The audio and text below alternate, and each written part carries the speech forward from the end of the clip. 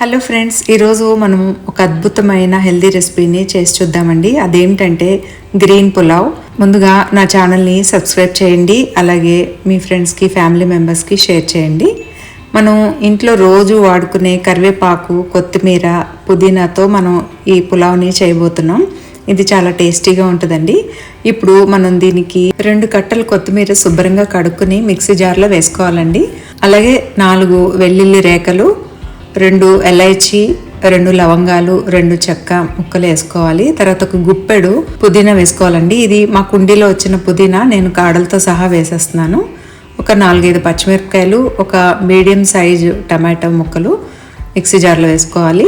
అలాగే ఒక 2 కట్టలు కరివేపాకుని శుభ్రంగా కడిగి వేసుకోవాలండి. అట్లాగే నేను కొబ్బరి నీళ్లు 4-5 కొబ్బరి ముక్కలు గ్రైండ్ చేసి వేస్తున్నానండి. మీరు 4-5 కొబ్బరి ముక్కలు కానీ కొద్దిగా కొబ్బరి పాలు కానీ వేసుకోవచ్చు. ఇప్పుడు వీటిలన్నిటిని బాగా మెత్తగా పేస్ట్ చేసుకుని గిన్నెలోకి తీసుకుని ఉంచుకోవాలండి. స్టవ్ మీద కుక్కర్ పెట్టుకున్నాను. ఇది 5 లీటర్స్ కుక్కర్ అండి. ఇందులో సరిపడా ఆయిల్, ఒక 2-3 స్పూన్లు నెయ్యి వేసుకోవాలండి. ఇది కాగిన తర్వాత కొద్దిగా జీడిపప్పులు వేసుకోవాలి. ఇవి కొంచెం వేగిన తర్వాత మొత్తం బిర్యానీ ఐటమ్స్ అన్నీ వేసుకోవాలండి. బిర్యానీ ఆకు, జాజికాయ, జాపత్రి, లవంగాలు, చెక్క, ఎలైచి అన్నీ వేసుకోవాలి. తర్వాత ఒక ఉల్లిపాయని పెద్ద ముక్కలు కోసుకుని, ఒక 4-5 పచ్చిమిరపకాయలు చిన్న ముక్కలు కోసుకుని వేసుకోవాలండి. ఇవి కొంచెం వేగిన తర్వాత ఒక క్యారెట్ని సన్నగా పొడవుగా ముక్కలు కోసుకుని వేసుకుంటున్నాను. ఇవి కొంచెం వేగిన తర్వాత ఒక బంగాళదుంపని చిన్న ముక్కలుగా కట్ చేసి వేసుకున్నాను. ఇవన్నీ బాగా కలుపుకుని వేయించుకోవాలండి. నేను ఇందాక జీలకర్ర వేయడం మర్చిపోయానండి, అది ఇప్పుడు వేస్తున్నాను. కొద్దిగా అల్లం వెల్లుల్లి పేస్టు, కొంచెం గరం మసాలా, కొంచెం పసుపు వేసుకుని బాగా కలపాలండి. తర్వాత సరిపడా ఉప్పు వేసుకోవాలండి. తర్వాత కారం కూడా వేసుకోవాలి. ఉప్పు, కారం మీ టేస్ట్కి తగినట్టుగా వేసుకోండి. ఇవన్నీ బాగా వేగిన తర్వాత ఇప్పుడు మనం గ్రైండ్ చేసుకున్న ఆకుకూరల పేస్ట్ని వేసేసుకోవాలండి.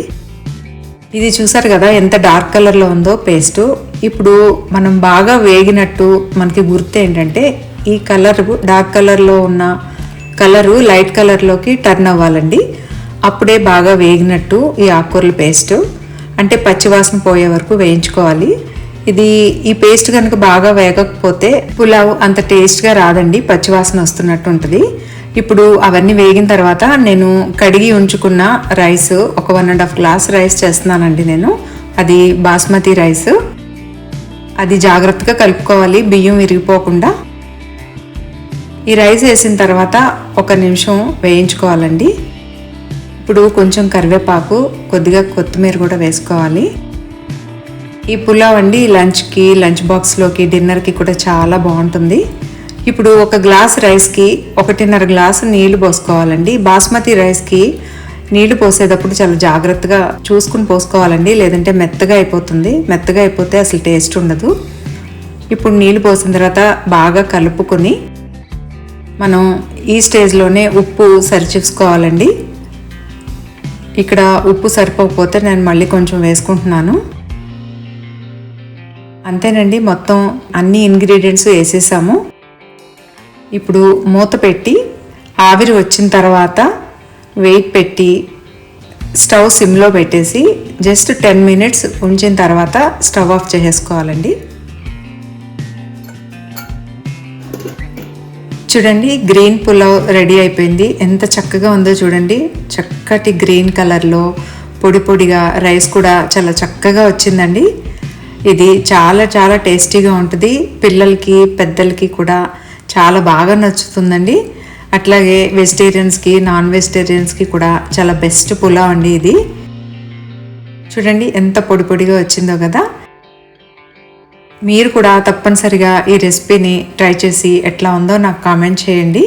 ఈ గ్రీన్ పులావ్ని ఎంజాయ్ చేయండి. థ్యాంక్ యూ అండి.